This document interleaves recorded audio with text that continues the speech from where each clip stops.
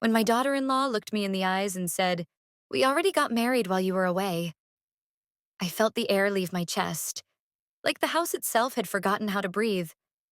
I remember standing in my own kitchen that afternoon, the same kitchen I'd cooked Sunday dinners in for 20 years, and feeling like a stranger in my own home. The late sunlight filtered through the lace curtains, making everything look softer than it felt. My son, Marcus, stood beside her, his hand tucked behind her back. And I could tell by the way he wouldn't meet my eyes that this wasn't some misunderstanding. It was done. They had married, without me. And the words, "while you were on holiday," echoed through my mind. A cruel reminder that the one week I took to visit my sister in Atlanta, my first break in years, had somehow turned into the week my son began his new life, without me there to bless it. But that moment, that was just the beginning. Because at that time, I didn't know how deep the betrayal in my family would go. How that small fracture in trust would widen until it swallowed my peace, my savings, and almost the love I had for my own blood. Before everything went wrong, life had a rhythm I could trust. Morning coffee before the children woke up, soft gospel music humming in the background, the smell of cinnamon toast floating through the kitchen.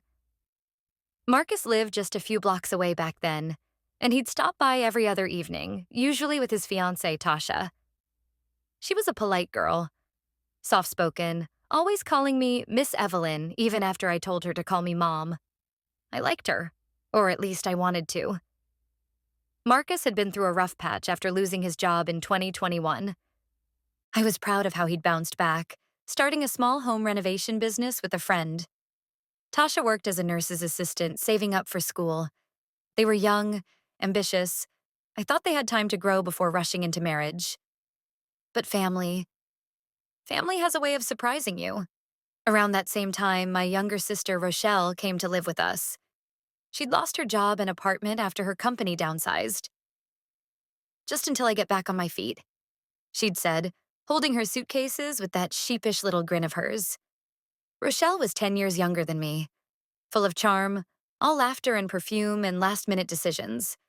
I didn't hesitate to open my home. We'd been raised to take care of each other. I gave her the spare room upstairs, right beside my granddaughter Lila's nursery.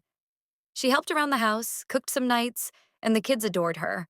She'd bring little gifts home, new toys, takeout, sometimes wine for me, and say, "You deserve to be spoiled too, sis." It felt nice. For a while, we were one of those families who gathered for everything. Sunday dinners, birthdays, even those little cookouts where neighbors would wander in uninvited. And in those moments, I would look around my kitchen. The laughter, the plates clinking, Marcus teasing Rochelle about her dating disasters. And think, this is it. This is family. Until small things started to shift. It began with Rochelle staying out late, claiming she was meeting a friend about a job lead. Then, a few weeks later, she asked if she could borrow my laptop to apply for something. "Just for a day," she said. But a week passed before I saw it again. I didn't question her. She was my baby sister. When I left for Atlanta that summer, my first trip in almost a decade, I hugged Marcus and Rochelle goodbye at the door. Rochelle promised to keep an eye on things. "Don't worry, big sis. Your house will be just as you left it," she said, smiling wide. I didn't know then that by the time I returned, everything would feel different. The first thing I noticed when I got back was the silence. Not the calm kind, the uneasy kind, like the air was holding its breath. Rochelle greeted me with a bright smile, but something in her eyes looked tired. Nervous, maybe. There were new things in the house, a fancy blender I didn't own, a new rug in the hallway. When I asked where they came from, she laughed and said, "Oh, I just picked up a few things while you were away." You know me, I brushed it off. Then Marcus stopped coming by as often. When I asked him why, he said, "Tasha's been busy with work, Mom. You know how it is." But his voice lacked that warmth he usually had. He looked distant, almost guilty. It was the following week when the real unease began. I went to check on the children's college fund just to make sure the transfer I'd scheduled went through. When I opened the drawer where I kept all the bank statements, I noticed half of them were missing. At first, I thought maybe I had misplaced them. I'm careful, but anyone can make mistakes. Still, the folder looked thinner than usual. I remember sitting there at the kitchen table, flipping through the few pages I had left, and feeling a weight settle in my stomach. That night, I asked Rochelle if she had seen the rest of the paperwork. She didn't even look up from her phone when she said, "No, why?" I told her some statements were gone. She shrugged. "Maybe you threw them out by accident, Evie. You've been cleaning a lot lately." Something in the way she said it, casually, dismissively, made my chest tighten, because she knew I never threw out financial papers. That night, I couldn't sleep. I kept replaying every small thing I'd overlooked. The new rug, the missing laptop, her sudden nights out. It all started to form a pattern, one that made me feel both foolish and frightened. And then came the phone call, the one that would split my world in two. It was Marcus. His voice was hesitant, small. "Mom, there's something I need to tell you before you hear it from someone else." I remember gripping the phone so tight my knuckles ached. He cleared his throat and said, "Tasha and we got married last week." There was silence, long and heavy, before he added, "We didn't want to wait anymore. We did it while you were away." And just like that, my knees gave out. The kitchen floor felt cold beneath me as I sat there, staring at the wall. In one moment, I had lost something I couldn't quite name. A kind of trust, maybe? Or the illusion that my family was still whole. But what I didn't know then was that this shock was only the first one, because a much deeper betrayal was still waiting. One that would break the last bit of peace I had left. Don't remember how long I sat there on the kitchen floor after that phone call. The light outside had faded into blue twilight, and somewhere down the street a dog was barking. But inside the house, everything was still. Too still. When Marcus said they had gotten married, there wasn't anger in his voice. Just a quiet apology, like a child confessing something he knew would hurt me. "It was small," he'd said. "Just us and a couple of friends. We didn't mean to keep it from you. Didn't mean to keep it from me." Those words rang hollow. Because how do you accidentally hide a wedding from your own mother? I wanted to scream, to demand why he'd do such a thing. But I couldn't. Instead, I told him I needed some time to think, hung up the phone, and sat there until the streetlights outside flickered on. When Rochelle came in later that evening, she found me sitting in the dark. "Why are you sitting here like that?" she asked, flipping on the kitchen light. "Marcus got married," I said quietly. Her eyebrows lifted, but her reaction was off. Too calm, too casual. "Oh? Well, maybe it was one of those spur-of-the-moment things. You know Marcus, I studied her for a moment. There was something in the way she avoided my eyes that unsettled me, like she already knew. But I told myself I was being paranoid. Still, that night I noticed something I hadn't before. The faint smell of perfume lingering in Marcus's old room. Expensive perfume. Not the kind Rochelle usually wore.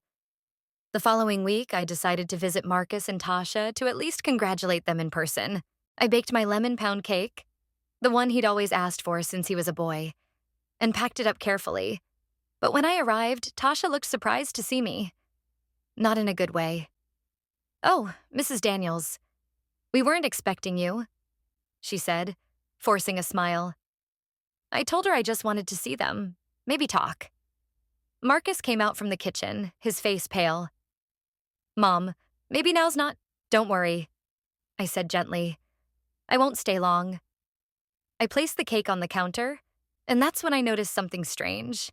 An envelope on the table with my name written on it. It wasn't sealed, and curiosity got the best of me.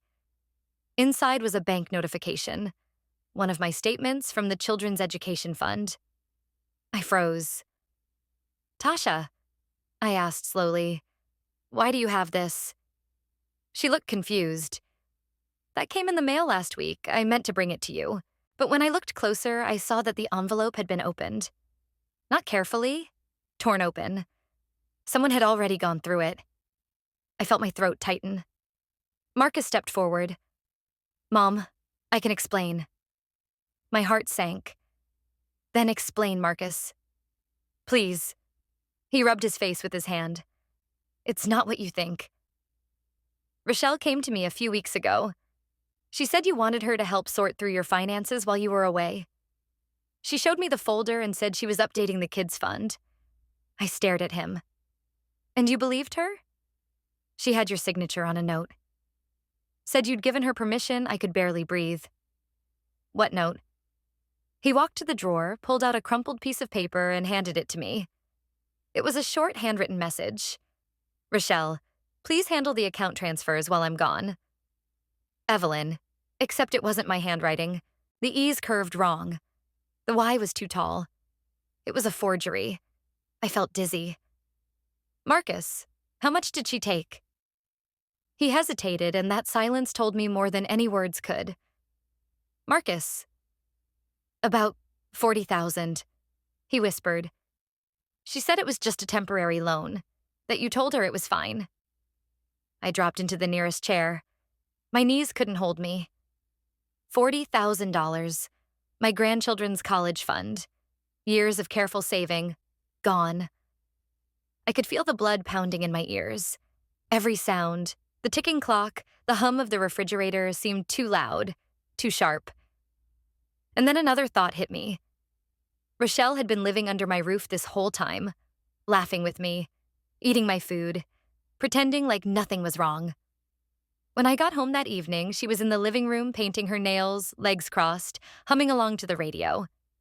I stood in the doorway for a long time before I said anything. Where's the money, Rochelle? She didn't even look up. What money? Don't play with me. The college fund, the bank statements, the forged note you gave Marcus. Her hand froze mid-stroke. Then she set the nail polish down slowly. You talked to Marcus. Yes, I did. Now tell me the truth. She sighed, leaned back on the couch. I was going to pay it back, Evie. You have to believe me, I felt my chest tighten. You stole from your own family. From my grandchildren, she stood up suddenly, eyes flashing. You think you're so perfect, Evelyn? Always playing the saint. I needed help. I was drowning. You think I wanted to beg? Her words cut like glass. You could have asked, I said. You didn't have to lie. You didn't have to take what wasn't yours. Tears welled in her eyes. You wouldn't have given it to me. You never trusted me with anything. I stepped closer, voice trembling. Trust is earned, Rochelle. And you've just burned it to the ground. She turned away, wiping her face. It's just money, Evie. You'll make more, but it wasn't just money. It was the security of my children, the future I'd built for them. That night, after she slammed the door to her room, I sat at the kitchen table with the folder in front of me. Half empty, torn papers scattered across the wood. I didn't know what hurt more, that she'd stolen the money, or that she'd looked me in the eyes every day and let me believe everything was fine. I realized then that betrayal doesn't always come from enemies. Sometimes it comes from the people who know exactly where your heart is and where to stab it. That night, I barely slept. Every sound in the house felt louder than it should have been. The pipes creaking, the refrigerator humming, even the faint rustle of Rochelle's footsteps upstairs. I sat on the couch with the lamp off, watching shadows slide across the walls, thinking about how my own sister had turned my home into a crime scene. By dawn, I'd made up my mind. I walked into her room quietly, the way you might approach a wounded animal, cautious but firm. She was awake, sitting on the edge of the bed, phone in hand, suitcase open beside her. Going somewhere? I asked. She jumped a little, then rolled her eyes. I figured I'd save you the trouble of asking me to leave. I crossed my arms. You're not going anywhere until we talk about that money. Rochelle sighed dramatically. I already told you I was going to pay it back. With what? You don't even have a job. She looked away, and for a moment I thought I saw a flicker of guilt, but it vanished as quickly as it came. You have no idea how hard it's been for me, Evie. she said, her voice rising. You have your house, your family, your perfect little life. I had nothing. My voice trembled, but I held it steady. You had me. That was supposed to be enough. She shook her head, stuffing clothes into her suitcase. You wouldn't understand. I stared at her. At the woman I'd once carried on my hip when she scraped her knee. The woman I'd protected when our father left. I thought about all the times I'd sent her money, helped her move, defended her when others said she was careless. Rochelle, I said softly, I'm going to the bank today. You can either come with me and explain what you did, or I'll have to call the police. Her eyes snapped up to mine, wide with disbelief. You'd really do that to your own sister? I swallowed hard. You already did it to me. The silence that followed felt like a punishment. She zipped the suitcase and glared at me, tears pooling in her eyes. You always think you're better than me, she said. Go ahead. Do what you gotta do. She brushed past me, dragging her suitcase down the stairs and out the front door. The sound of it bumping against each step echoed long after she was gone. By noon, I was sitting at the local branch of our bank, the same one where I'd opened that account 15 years ago. The manager, Mrs. Lewis, had known me for years. She even used to babysit Marcus when he was little. Her face softened when she saw me. Evelyn, you look tired. What's going on? I told her everything. About Rochelle, the missing papers, the forged signature. My voice cracked somewhere between the words, college fund and sister. Mrs. Lewis listened carefully, then sighed. You did the right thing coming here. She typed for a few minutes, brows furrowing deeper as she scanned the records. When she finally looked up, her eyes were serious. There were multiple withdrawals over the past month. All done in person. In person? I repeated. She nodded. We checked ID each time, but... She hesitated. Evelyn, whoever did this had a driver's license with your name and picture. My heart stopped. That's impossible. I'm afraid not. It looked legitimate enough that no one questioned it. It felt like the ground gave way beneath me. Not only had Rochelle stolen from me, she'd pretended to be me to do it. Mrs. Lewis leaned forward. We can file a fraud report. It may take time, but if you press charges, there's a chance we can recover some of it. I nodded, numb. Do it. By the time I left the bank, the afternoon sun was harsh and blinding. I walked home slowly, each step heavy. My phone buzzed a few times. Marcus, probably. But I couldn't answer. I didn't have the strength to hear the disappointment in his voice, or worse, his pity. When I got home, the house felt empty in a new way. Not quiet. Hollow. Her room was half open, the bed unmade, the air still carrying her perfume. I sat on the edge of that bed and cried until I couldn't anymore. That weekend, Marcus came over with Tasha. He looked nervous, like he didn't know what to say. I poured coffee for both of us, and we sat in silence for a while. I reported her, I finally said. He nodded slowly. I figured you would. I didn't want to. God knows I didn't. I rubbed my temples. But she left me no choice. Marcus took a long sip of his coffee. You did what you had to do, Mom. She crossed a line. Tasha reached across the table and placed her hand on mine. We'll help however we can. Her gesture was kind, but it also reminded me of the hurt that still lingered between us. The secret wedding, the distance it had caused. After a moment, I asked quietly, why did you marry without telling me, Marcus? He looked down. Because we didn't want to wait anymore. You were in Atlanta, and I didn't want to upset you. I frowned. Upset me how? He hesitated. You and Tasha never really clicked. I thought you'd talk me out of it. The honesty stung, but I appreciated it more than any excuse. I sighed. You're my son. I would have shown up, even if I had doubts.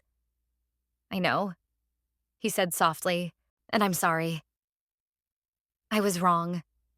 We sat there quietly, the air thick with the weight of everything unspoken, the lies, the loss, the love still trying to survive beneath it all. Later that night, as I washed the coffee cups, I thought about Rochelle again, about how betrayal from family feels different, heavier, because it breaks not just trust, but history. It rewrites every memory you shared, stains even the good ones. The next morning, a police officer called to inform me that Rochelle had been found staying at a friend's apartment in another city. They were moving forward with the case. He asked if I wanted to pursue charges. I said yes. Then I cried again. Not because I regretted it, but because I finally realized what it meant to choose peace over pain. Sometimes doing the right thing still hurts. That week, Marcus came over again with a small box. Inside was a photo. Me, him, and Rochelle, taken on my porch the summer before everything fell apart. "Keep it," he said. "So you remember the good times too." I smiled weakly. Maybe one day I'll be ready to look at it again. He hugged me tightly, and for the first time in weeks, I felt something steady. Like maybe the cracks in our family could still be mended, one piece at a time. When the story reached the rest of the family, it spread like smoke through dry grass. You'd think betrayal that personal would stay quiet, tucked between the walls of my home, but secrets, especially family ones, never stay hidden for long. My cousin Denise called first. "Evie, I heard something about Rochelle." "Tell me it's not true." I could hear the judgment wrapped in concern, the way people do when they want to know but don't want to sound nosy. I told her only what I needed to. "She took money that wasn't hers." I had to report it. Denise sighed on the other end. "Lord have mercy." That girl always had a wild streak, but still. "Family?" "Yes," I said quietly. "Family." After that call, more followed. Some offered sympathy, others subtle disbelief. But the hardest part was hearing my mother's voice. Frail, trembling, tired. "Baby, did you really call the police on your sister?" she asked. I closed my eyes, pressing the phone to my forehead. "Mama, she stole $40,000, lied, forged my name, and disappeared. What else could I have done?" She was silent for a long time before whispering, "I raised you both better than this." I wanted to remind her that I wasn't the one who stole, but instead I just nodded, even though she couldn't see me. "I know, Mama." I know that call broke something inside me that I didn't even know was still fragile. Because even when you're right, being right doesn't always bring peace. Sometimes it just leaves you lonelier. When the case reached court, Rochelle didn't show up at the first hearing. Her lawyer requested more time. The judge allowed it. Marcus came with me every time, sitting quietly beside me in that cold courtroom, his knee bouncing nervously. Tasha held my hand. Her presence, once uncomfortable, had become something I was grateful for. She didn't talk much, but when she did, her words were steady. "You're doing the right thing, Mom," she'd whisper. The prosecution presented the evidence: forged documents, withdrawal slips, surveillance photos that showed Rochelle at the bank counter wearing sunglasses and a scarf. My own sister, smiling at the teller while pretending to be me. When I saw those pictures, I didn't feel anger. I felt grief. Deep, hollow grief that came from realizing I'd lost someone long before she ever took the money.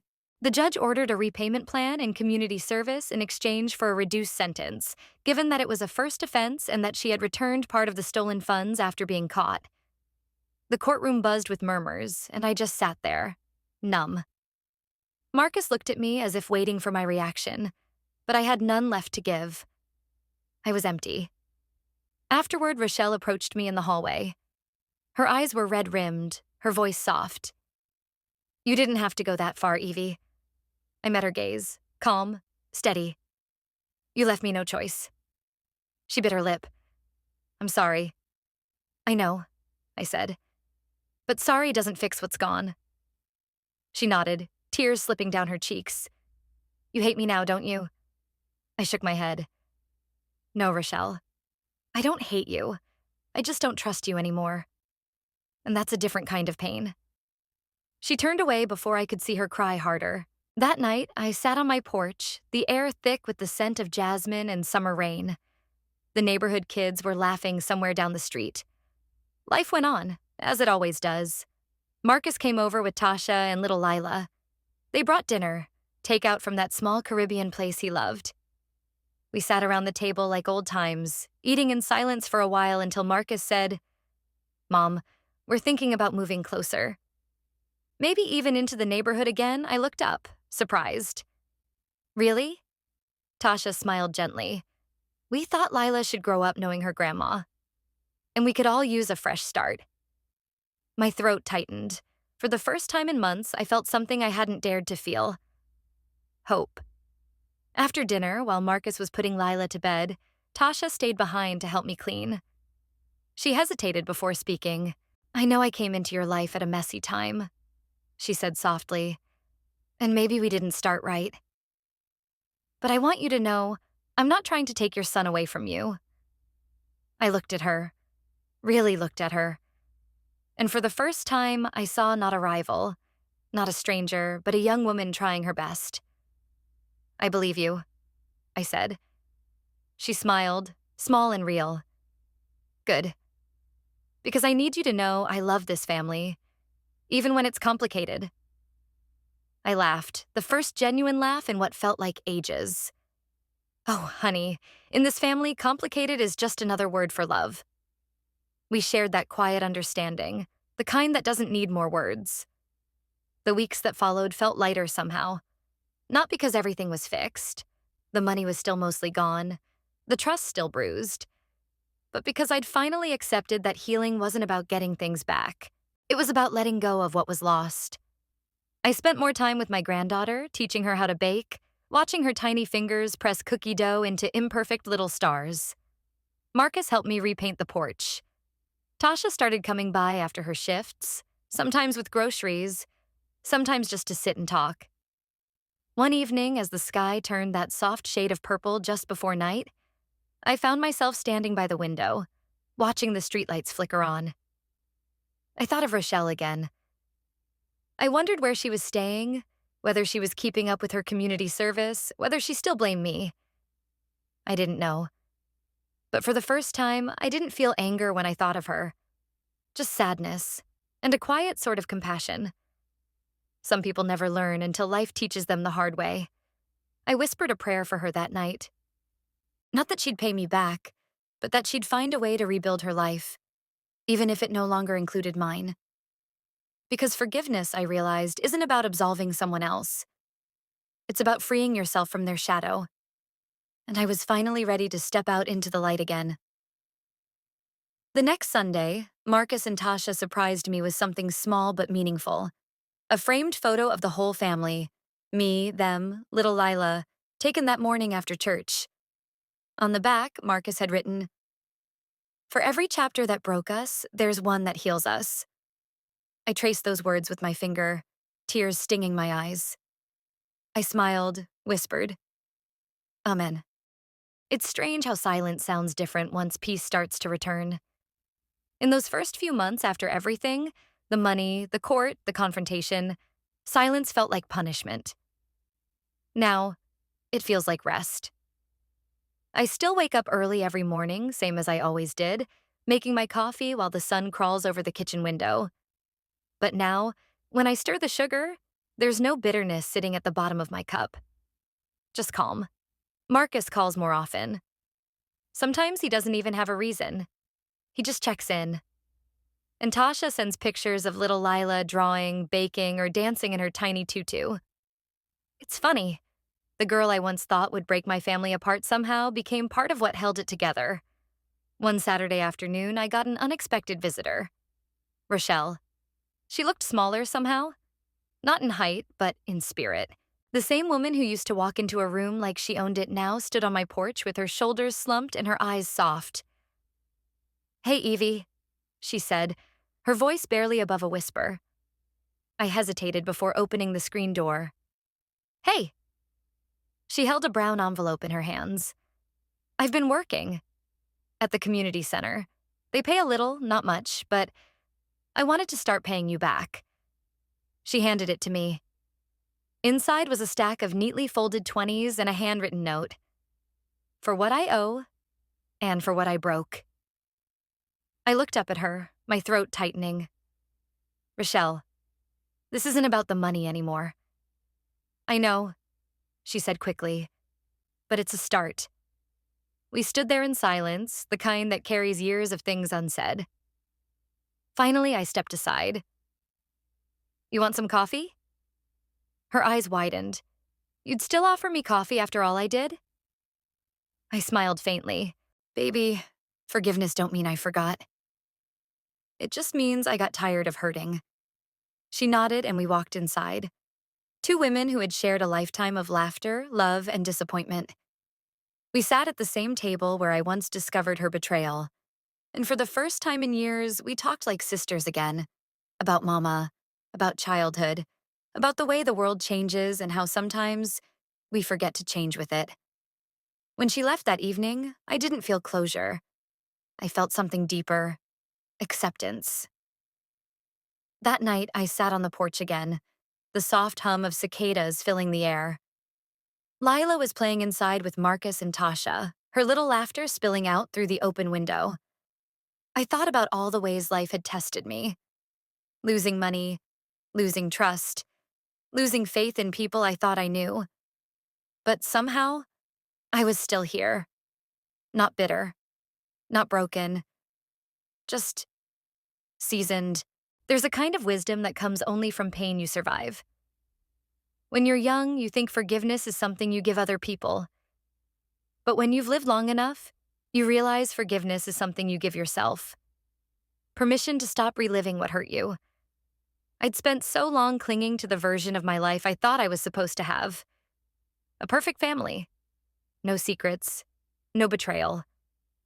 But perfection is a lie people tell themselves to avoid facing truth. And the truth is, love isn't perfect. Family isn't perfect. Life sure as hell ain't perfect. But it's real. And real, even when it's painful, is worth more than perfect ever could be. A year later, the calendar flipped fast.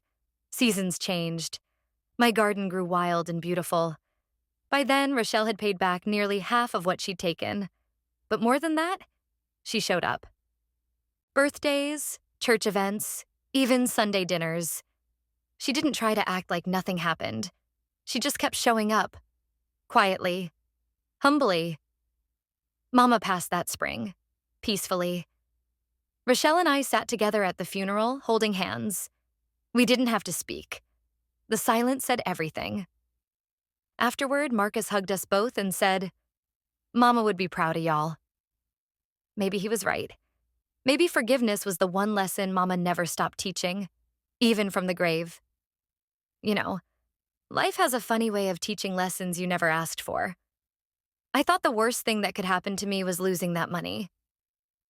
But it wasn't. The worst thing was thinking that losing it meant I'd lost myself. Turns out I didn't. I just had to strip away everything false, every illusion of control, every picture-perfect story, to find out who I really was underneath it all. Stronger, softer, wiser, and still standing. These days, when I sit at that same wooden kitchen table, the one where everything fell apart, I look out the window and see something new. Not just sunlight, but possibility. Because even after betrayal, even after heartbreak, life keeps offering you another morning, another chance to begin again. And honey, I'm taking it.